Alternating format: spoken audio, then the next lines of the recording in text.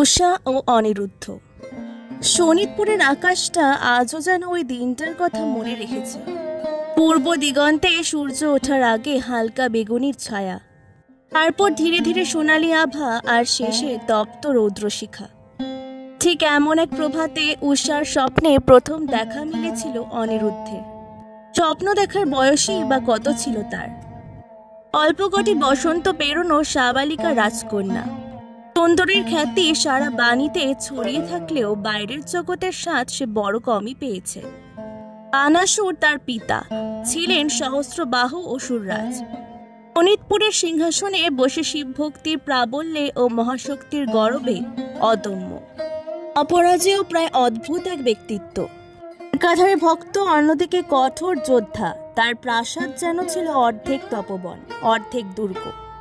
উষার শৈশব কেটেছে সে দুর্গের অলিন্দে ফুলের বাগানে, তার সখী চিত্রলেখার সঙ্গে হাসি, আনন্দ, কৌতুকে। অথচ অচেনা ঢেউ বয়ে আনত অথই একাকিত্ব, অপূর্ণ অজানা আকাঙ্ক্ষা। এক রাতে চৈত্রের শেষাংশে মৃদু শীত আর গ্রীষ্মের মাঝের মুগ্ধকারী সেই সময় উষা গভীর স্বপ্নে দেখল সবুজাভ কান্তির অদ্ভুত এক বীর যুবক। মৃদু তপস্বী ধৈর্য তার চোখে, তবু ঠোঁটে লুকোনো হাসি, দীর্ঘ কেশ, গলায় পীতবস্ত্র, হাতে চক্রধারী তীক্ষ্ণ হালকা। তরবারি নয়, অস্ত্র যেন তার চেতনার মধ্যেই জ্বলে। স্বপ্নের ধূম্র ছায়ায় সেই যুবক তাকিয়েছে উষার চোখে, সম্মোহনের মতো। মুহূর্তেই স্বপ্ন ছিন্ন হলো, রাত্রির নিস্তব্ধতায় ঘুম ভাঙল। শিরা জুড়ে যেন বাজ পড়ল, প্রাণ চঞ্চল, হৃদয় দুর্দমনীয় ছন্দে কাঁপছে। উষা বুঝল সে প্রেমে পড়েছে, অথচ বাস্তবে আজও সেই বীরকে দেখেনি। এই মায়াবী অভিজ্ঞতার কথা সকালেই সে বলল চিত্রলেখাকে। একই বয়সী সখী, তাই জাদু শিল্পী ছবিতে প্রাণ ফেরাতে পারে, কথায় রূপ আনতে পারে। চিত্রলেখা মৃদু মৃদু হাসল, বলল, স্বপ্নের যুবককে যদি খুঁজে পেতে চাও তার চিত্র আঁকো দেখি। উষা এক নিঃশ্বাসে বর্ণনা করল কৃষ্ণবর্ণ নীলাভ দীপ্তি, শরীরের হলুদ বস্ত্র, চার হাতে চক্র, গদা, পদ্ম, শঙ্খ। তবে স্বপ্নে অস্ত্রগুলো স্পষ্ট নয়, কেবল নীলাভ আলোয় ধরা যুবক। চিত্রলেখা মেঝেতে পট খোলা ক্যানভাসে তুলির প্রথম টান দিল। কালক্রমে চিত্র ফুটে উঠল, কৃষ্ণ রং, তপ্ত সোনালি চোখ, গোপন তেজ। ছবি দেখে উষার হৃদয় কেঁপে উঠল, একই সঙ্গে বিস্ময় আর তীব্র আকর্ষণ।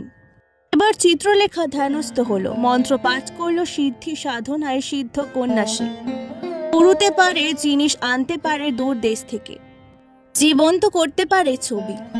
এই তপস্যায় বসে জানতে চাইল ছবির যুবকের পরিচয়। স্বয়ং নিখিল নিকুঞ্জের গম্ভীর নীরবতা ভেঙে বিষ্ণু ভক্ত চিত্রলেখার কানে ভেসে এলো, এই যুবক দ্বারকার অধিপতি কৃষ্ণের পৌত্র, প্রদ্যুম্ন পুত্র, নাম অনিরুদ্ধ। খবর শুনে উষা যেন আবেগ আর সংকোচে দুলে উঠল। ফুলের কুড়ি দোলে বায়ুতে যেভাবে, সেই অচেনা দ্বারকা, সেই নীল সমুদ্র গর্ভ, আর সেই মহাসুর কৃষ্ণরাজ, সব অতিক্রম করে কিভাবে দেখা হবে অনিরুদ্ধের সঙ্গে। কিন্তু প্রেম বাধা মানে কবে? চিত্রলেখা সখীর আহ্বানে প্রস্তুত হলো। সে জানে মায়াবী মন্ত্র, জানে আকাশ পথের গতি।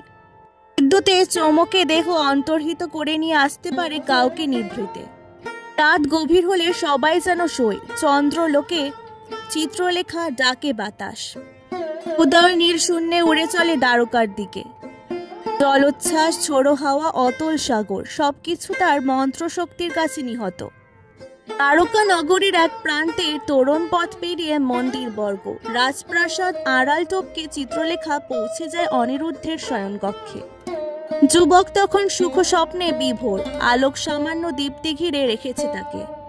চিত্রলেখা নিস্তব্ধ বাতায়ন গলে নিঃশব্দে প্রবেশ করে, মন্ত্রপুত রজ্জু দিয়ে জড়ায় মুহূর্তে অচেতন করে।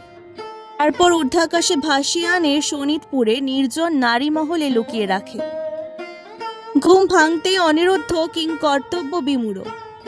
অপরিচিত শয্যা, অপরিচিত সুবাস, দূরের রাজবাড়ি। সামনে এসে দাঁড়ায় উষা, সবুজাভ প্রীতিময় চাহনি, কণ্ঠে চাপা সংকোচ, তবু দৃষ্টি তীক্ষ্ণ প্রেমময়। অনিরুদ্ধ এক পলকে অনুধাবন করে বিষয়বস্তু। সামনে যে কিশোরী, তার চোখে নক্ষত্র জলে, দীনতা নেই, আছে মরুচর মরীচিকা সদৃশ আকর্ষণ। দুজনের মুখোমুখি কথার বাঁধ ভাঙল, স্বপ্ন কিভাবে বাস্তবে রূপ নিল। এমন করে সেখানে এলো, সব খুলে বলল উষা। অনিরুদ্ধ বিস্ময়, আনন্দে, কিছুটা রাগেও, তবে সবচেয়ে বেশি আকর্ষণে ডুবে গেল। ভেবে দেখল সে তো কৃষ্ণ রক্তের ধারক, ভাগবত প্রেমে মানুষ, ভাগ্যে এই রোমাঞ্চ হয়তো দেবতার ইচ্ছা। একটু আলাপেই অনুভূত হলো দুজনের হৃদয় একই বিনায় বাঁধা, চর যেন পূর্বজন্মের। ধীরে ধীরে লজ্জা কাটিয়ে তারা মিলনে আবদ্ধ হলো, আর শোনিতপুরের রাত্রি পেল নতুন রস। এদিকে রাজদরবারের বানাসুরের গুপ্তচর খেয়াল করল, কোনো অচেনা যুবক রাতে উষার কক্ষে যায় আসে। রাজামশাই জানতেই অগ্নি উৎসারী অসুর হলেন রোষে উদ্ধত। হাজার দেহরক্ষী পাঠালেন, অনিরুদ্ধ তরবারি ছাড়াই লড়ল। বীরত্বে কয়েকজনকে প্রতিহত করলেও অসুর সেনার কাছে ধরা পড়ল। বজ্র শৃঙ্খলে তাকে বেঁধে কারাগারে ফেলে রাখা হলো। উষা অশ্রুপাত করল, চিত্রলেখা ছুটে এলো। বাঁচাতে হলে চাই আরো বড় শক্তি, দ্বারকার মহাবীর কৃষ্ণ আর অগ্রগামী বলরাম। দুধ পাঠানো গেল না পাহারা করা। তখন চিত্রলেখা আবার ধ্যানস্থ হয়ে সংকেত পাঠালো মানস তরঙ্গে। পুর দ্বারকার সভায় কৃষ্ণের চেতনা আজ করল। তিনি ধ্যানযোগে বুঝলেন নাতির বিপদ। কৃষ্ণের হৃদয়ে প্রেম, দায়িত্ব আর ক্রীড়ালীলার শিহরণ। সঙ্গে সঙ্গে দ্বারকার সেনা প্রস্তুত হলো। বলরাম দাওয়ালপুরে সারঙ্গ ধনুর ঝলক নিয়ে অগ্রসর হলেন। সেনার অগ্রভাগে সুদর্শন চক্রের অদৃশ্য আলো, পেছনে ২৭,০০০ যাদব যোদ্ধা। রথে মুষলধারী বলরাম আর মণিমুক্তায় অলকাভূষিত স্বয়ং কৃষ্ণ। শোনিতপুরের প্রান্তরে শুরু হলো মহাযুদ্ধ। বানাসুরের সহস্র বাহু লাখ ফৌজের সমান। তার সাথে রক্ষায় আছে স্বয়ং মহাদেব, কেননা বানাসুর শিবের পরম ভক্ত। শিব তার ভক্তকে রক্ষায় অকুণ্ঠ। তবু কৃষ্ণ বংশাবতার, বিশ্বনাট্যের নায়ক। এই লীলা তাই জটিলতায় ভরা। যুদ্ধ এড়ানো গেল না। মেঘধনু নামে বানাসুরের দম্ভালোকিত অসিরাজি আর কৃষ্ণের সুদর্শন চক্র দুয়ের ধাক্কায় আকাশ ছিন্ন ভিন্ন। বলরাম একদিকে ধ্বস্ত করেন অসুর সেনা, অন্যদিকে কৃষ্ণ বানাসুরের বাহু কেটে নেন একে একে। রেখে দেন কেবল ৪টি বাহু, যাতে অহংকার গলে যায় কিন্তু জীবন থাকে, ভবিষ্যৎ তপস্যা অব্যাহত থাকে। অচিরে মহাদেব আবির্ভূত হলেন। নৈতিক ভারসাম্য রক্ষা, ভক্ত রক্ষা, লীলার পরিণতি সবই দরকার। শিব ও কৃষ্ণ মুখোমুখি, কিন্তু যুদ্ধ প্রকৃত অর্থে হলো না, বরং লীলার স্থির মুহূর্তে দুজনে অবশেষে হাসলেন। বললেন, গোবিন্দ, ভক্তের উপর ভ্রুক্ষেপ রেখেছি মাত্র, তোমার প্রতাপ অনন্ত। আমার বরচক্রে ভক্তকে বাঁচিয়ে দিলে তুমি। কৃষ্ণ নম্র হয়ে প্রণাম করলেন। বানাসুর লাজে ভয়ে ভক্তিতে কাতর হয়ে পড়লেন। অনুতপ্ত হয়ে কন্যাদানের প্রস্তাব দিলেন। কারাগার ভাঙা হলো, অনিরুদ্ধ মুক্ত হলো। উষা কাঁদতে কাঁদতে ছুটে এলো, অনিরুদ্ধকে বুকে নিল। রাজপ্রাসাদে মহাসমারোহে বিয়ে হলো। কৃষ্ণ রাজসম্মতিতে সব আয়োজন সম্পন্ন করলেন। বলরাম আনন্দে মুষল নাচালেন, যাদব সেনা উল্লাসে তুর্য বাজালো। বিয়ে শেষে অনিরুদ্ধ উষাকে নিয়ে দ্বারকায় ফিরলেন। দ্বারকার অপূর্ব সাগর বাতা, শুভ্র প্রাসাদ, রুক্মিণী, সত্যভামা, জাম্ববতী প্রমুখ দেবী সম রানীর সীমাহীন স্নেহে উষা সমাদৃত হলো। কৃষ্ণ আদর করে বললেন, পুত্রবধূ, তুমি শুধু নাতবধূ নও, তুমি সেই প্রেমের প্রতিমা যে স্বপ্নকে বাস্তবে টানে। তোমার সাহসে, তোমার বিশ্বাসে বিশ্ববাস সত্যিকার প্রাণ পায়।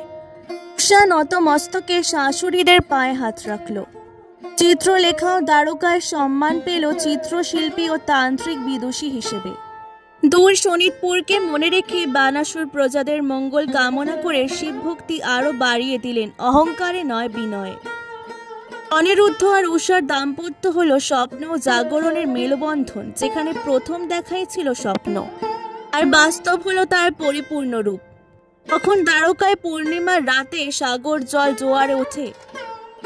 উষা মনে করে সেই প্রথম ভোরের স্বপ্ন, আর অনিরুদ্ধ মনে করে কারাগারের অন্ধকারেও তিনি আলো জ্বালিয়েছিলেন উষার প্রেম।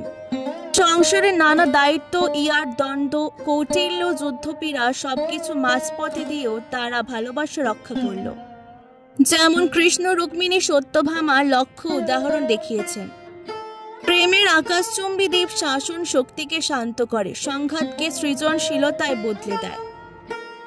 বহু বছর পর শোণিতপুর ফের উজ্জ্বল হয় উষা অনিরুদ্ধের পুত্রের কিকুরিতে। আনাসুর বৃদ্ধ বয়সে শিব মন্দিরে স্থায়ী হোমযজ্ঞ শুরু করেন।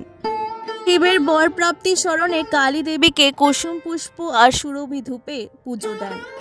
আর দ্বারকার সোনালী সৈকতে বৃদ্ধ কৃষ্ণ হেসে বলেন, প্রেমই লীলা, লীলাই ধর্ম, ধর্মই চিরসুন্দর।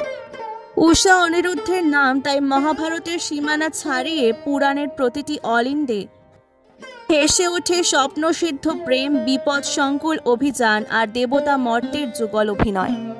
মানুষের হৃদয় হাজার বছর ধরে সেই গল্পের ছায়া খোঁজে, কারণ প্রতিটি স্বপ্নের গভীরে লুকিয়ে থাকে এমনই এক নীলবরণ যুবকের প্রত্যাশা, আর প্রতিটি নিস্তব্ধ রাতের বুকের ভেতর আওয়াজ তোলে এমনই কোনো অচেনা কন্যার মৃদু নিঃশ্বাস। আজকের ভিডিওটি ভালো লাগলে অবশ্যই পুরাণ গল্পকথাকে সাবস্ক্রাইব করে দেবেন। এরকমই নতুন ভিডিওর জন্য অনেক অনেক ধন্যবাদ।